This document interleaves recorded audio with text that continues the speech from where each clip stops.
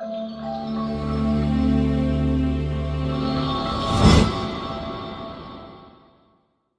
back to the channel. My name is Ryan, and today we are be discussing my game of the week. I know this is going to be heavily biased, but it's my channel. I can decide how this goes. So, yeah. We are discussing Tennessee heading down to play at Bryant-Denny Stadium in Alabama, Tuscaloosa, Alabama versus Tennessee. Third Saturday of October. What you're going to do about it, we're going to discuss it. Right now, these two teams are the most evenly matched. This is the most evenly matched matchups we've had all year, in the SEC at least. Alabama on one side has a team that has tended to struggle offensively, has shown signs of being pretty good, especially on those deep plays, but anything intermediate you're probably not going to get. Your defense is solid, it's winning a lot of the games. The rush attack is quite awful. Then for Tennessee, you have one of the worst pass attacks in the SEC because your quarterback is very inaccurate of Joe Milton. He is the low side of what we thought he could be this year. He has not reached his potential, which is kind of tough to watch. But we've won some games. We've won a lot of games with him. But the only game that they've lost is on the road against Florida, which is not a good sign knowing that this game is going to be a road game. How do I feel about that? I'll get into a bit later.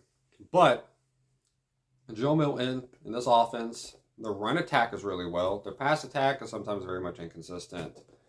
Right now, though, the main matchup of this week between the teams, in my opinion, is the battle of the offenses. The defenses, we already know Tennessee can get after the quarterback better than almost anyone else in the SEC.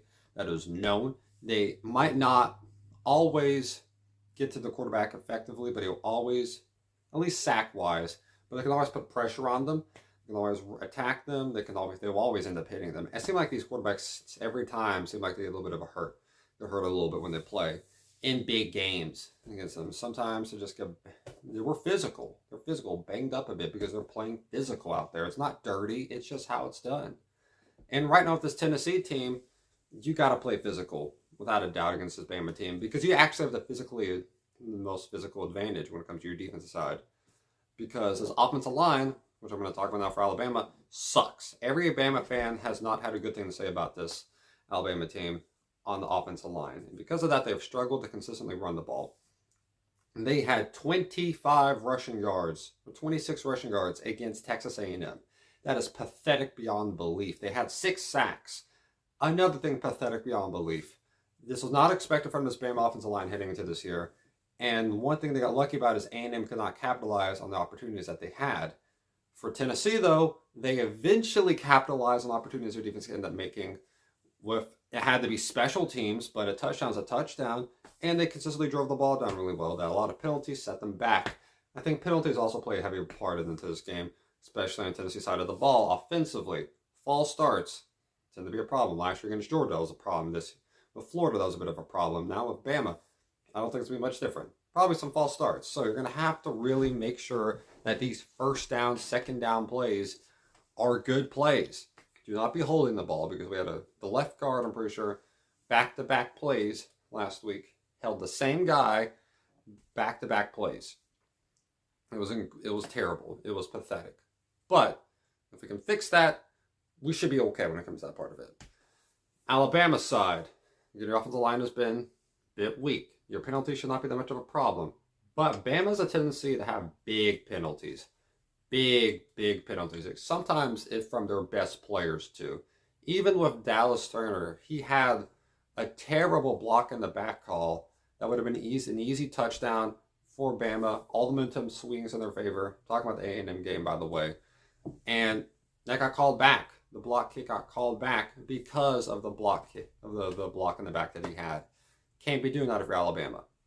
Secondary's got to step up too. Secondary's overall done pretty good. But they have a tendency sometimes to relax a little bit. That's the reason Arkansas came back. Defense secondary kind of relaxed a little bit. KJ Jefferson found people open. Came back off of that. Can't let that up here because you don't want Milton to get open passes. Because at the end of the day, Milton's played pretty bad overall this year. Overall. mainly in bigger games, I would say that. But I like Milton. I think he's a great leader on the team. I kind of like Milton. He's in the phase right now of, if you play really good this week, I'll love you.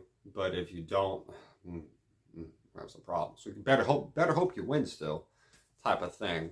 A lot of people have been calling for Nico. I've been kind of like, okay, I want to see Joe in a big game. And he's played one against A&M. He's played one against Florida. Not look good in both. But Florida, I wouldn't blame that much on him. The offensive play calling was terrible. And last week, it was mostly his fault. But that was the first week I thought Brew McCoy fully. So we're getting used to that. And I think getting used to that was a big thing, too. For this A&M group. For this Alabama group. You got to get after this quarterback. That's a huge thing. You got to be able to get after Milton. You got to make sure that whenever they throw the ball, because they're going to have to at one point, you're going to make sure that you can get to him. Because you usually can. But you've not probably had to face an offensive line quite as good as this one. And Tennessee, got to be able to hold up. Again, the false starts, the holds, got to be relaxed. You got to be pulled back on. You can't do that type of stuff. But if you can, wow, everything opens up. Because Mill's going to have time, find people. I would suggest actually run some of the screenplays. Some. Not a lot, but some. Especially the Squirrel White. So we can get people out in front. And just get some people, get some yards, get Miller comfortable. Some short routes, and then take a deep shot, or start off going deep.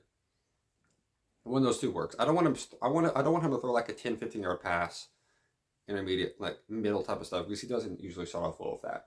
Chuck a deep ball or hit a little bit of some screen patterns, because we wanted to see what would happen if you opened up the playbook. He opened up a bit, and he started off last game with a terrible incompletion. But I believe in Milton. I believe in him. It might not seem like it, but I really do believe in the man. I think we got great players that can make plays. Squirrel White mainly. Ramel Keaton sucks. He's not a great player. He's terrible. He's dropped two touchdowns this year. He's dropped 2. One against A&M on a 3rd and 1 where he got very lucky that was a rough in the passer called. And then the one against Virginia opened up the year, which would have been a sick highlight for us. Why? Why do you keep dropping these? Why do you have butterfingers? Can't be having that. Gotta be able to hold on to the ball well. Ramel Keaton last year was a great receiver. Now this year he's played okay. Can't be doing that. I love Squirrel White. I think he makes a lot of great plays. Backup receivers have played pretty well. Ramel Keaton might be a little bit too hard on him, but I don't think so. I think he's made a lot of mistakes this year. I think, yeah, that's my opinion on Ramel Keaton right now. Not a high one. He's got to step up. But if he can't step up, I'll forgive him for everything. Right now, this run game, though, you got 3 guys. Jalen Wright, Dylan Sampson, and then you got Jabari Small. Those 3 guys might decide the game. Those 3 guys, in my opinion, will decide how this game goes. If Jalen Wright can run how he did against A&M, if Sampson actually can hold on to the ball, yes, he did fumble that one play, did not like seeing that. If he can make those big plays, I'd love to see him in some screen action. If you get Jabari Small, those 5-yard power runs, and get him in, get it to the red zone, you gotta love that's going to go in Tennessee's favor. I think they can, because I see sometimes a lot of teams that they've played so far haven't just given running backs the ball. Even with Ole Miss, they didn't just give Quezon Judkins the ball. They tried to make everything work, and then it kind of just fell down. Kind of just fell.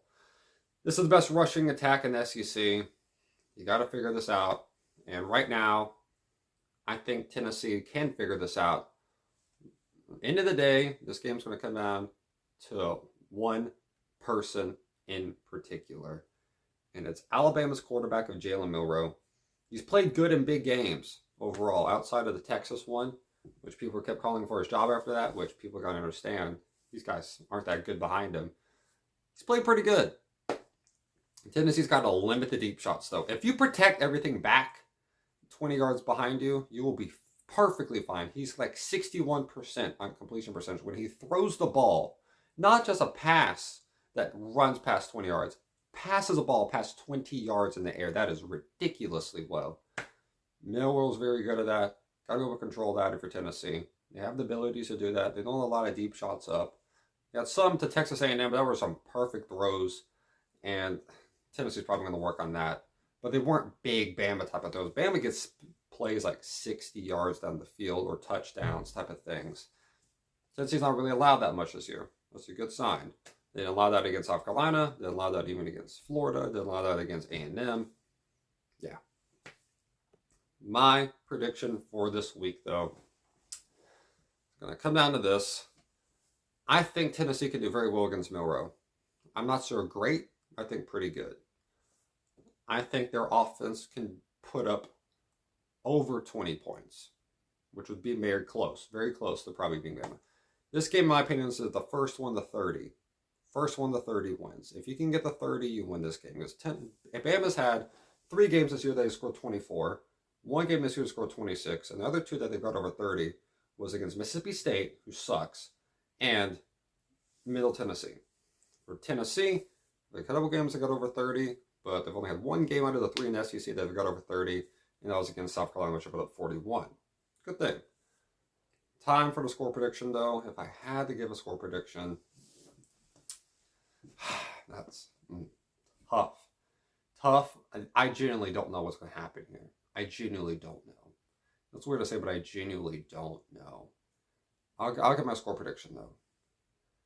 I got the score being 28-24. Let's go Vols. I got the Vols winning this game. I think the run game will be a little bit too much. I think Tennessee the past 2 weeks have had humongous turnovers that goes in their favor that the defense has made. When they need to step up, they do. And they don't force themselves in that position. It's just close game. They have to make a play. They do. They've had 2 interceptions against A&M in the 4th quarter in the last 2 drives, and the 1.5 against South Carolina. Big plays offensively. I'm not saying Bama doesn't, but it's a big difference between getting a sack to win, to close that stuff, and an interception in crunch time. Crunch time sack, crunch time interception. Big difference in my opinion. The vibe's a little bit different, all that other stuff. I think they might make one of those plays against Bama, 1 or 2 of them, and I think that'll be the difference. I got Vols win this game 28-24. Leave in the comments what you feel about this. Hope you all have a great day. Stay safe, y'all. Go Vols, and God bless y'all.